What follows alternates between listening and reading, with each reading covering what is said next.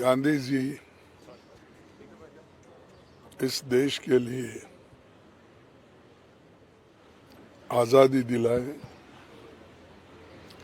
अपना जीवन पूरा देश के लिए अर्पित किया और किसी पावर के लिए या पावर के लिए नहीं लड़े, कोई पावर का लालच नहीं था। ऐसे व्यक्ति, ऐसे महापुरुष हमारे देश में पैदा होना और उनको सारी दुनिया सम्मान करना, ये हमारे लिए बहुत बड़ी गर्व की बात है। लेकिन उनके जो उसूल, हमको उनके उसूलों पे चलना चाहिए,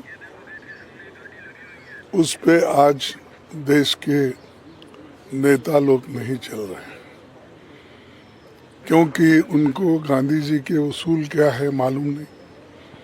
और अहिंसा से हम बहुत कुछ हासिल करते हैं, ये भी उनको मालूम नहीं। अब इधर इधर चंद लोग बोल रहे हैं जो गांधी जी का मार्ग ठीक है और दुनिया में बुद्ध चाहिए, युद्ध नहीं।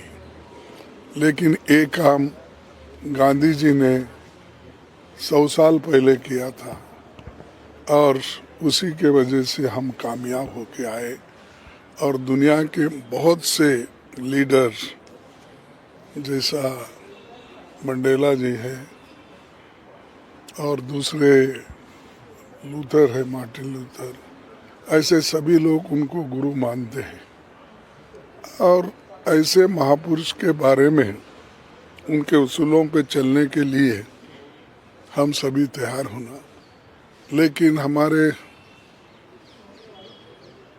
देश में ऐसे भी लोग हैं जो आदमी, जो इंसान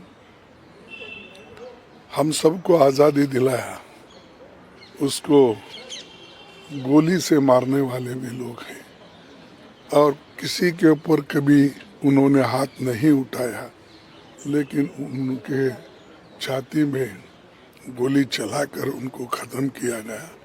ऐसे भी लोग और ऐसा भी आइडियोलॉजिकली कमिटेड लोग हैं।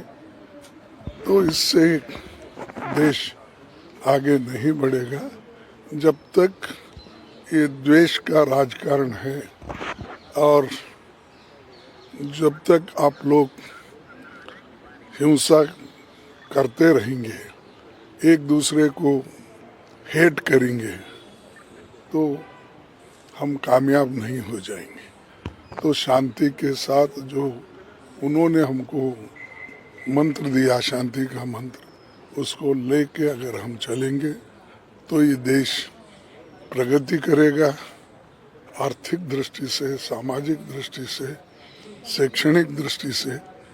और उन्होंने जो कॉटेज इंडस्ट्रीज के लिए, यानी देहात के आर्थिक परिस्थिति को सुधारने के लिए उन्होंने जो कुछ कहा है, आज भी वो सत्य निकला। इसीलिए तो सब लोग अब स्किल डेवलपमेंट बोल रहे हैं। तो ये उनकी जो उनका सपना था, वो सपने का साकार करने के लिए आज कमिटेड लोगों की ज़रूरत है और गरीब, पिछड़े, दलित लोगों को ऊपर उठाना है और सबको समान अधिकार मिलना ये ज़रूरी है। किसी को कुचल के दूसरे को ऊपर लाने का नीति उनकी नहीं थी। सबको समान दृष्टि से लेके जाना और जो बहुत ही पिछड़े हुए, जो छुआछूत है इस देश में, उसको निकालने के लिए उन्होंने पूरी कोशिश की। और वो ऐसा ही समाज चाहते थे जहाँ समानता हो, जहाँ बंधु प्रेम हो, जहाँ खुशियाँ हो, जहाँ स्वतंत्रता हो। ऐसे उनका एक कहना था, तो उसी उसूलों को हम लेके चल रहे हैं। और खासकर हमारे पार्टी के, अगर मैं बोलूँ, पार्टी के सभी नेता उसी विचारधारा पे चल रहे हैं। और आज मैं बहुत खुशनसीब हूँ, कांग्रेस प्रेसिडेंट के नाते यहाँ पर आया हूँ श्रद्धांजलि अर्पित करने के लिए। और ऐसे गांधी हमारे देश में बहुत पैदा होना चाहिए और गरीबों की भलाई के लिए और एक होकर समाज को एक रख के आगे चलना चाहिए। सर, आपको लगता है उनके विचारों को आज चुनौती मिल गई, इसलिए आप लोग जय बापू, जय संविधान और जय भीम की जो रैली है निकाल के पूरे साल भर का कार्यक्रम आप लोगों ने दिया? देखो, उनके विचारधारा को तो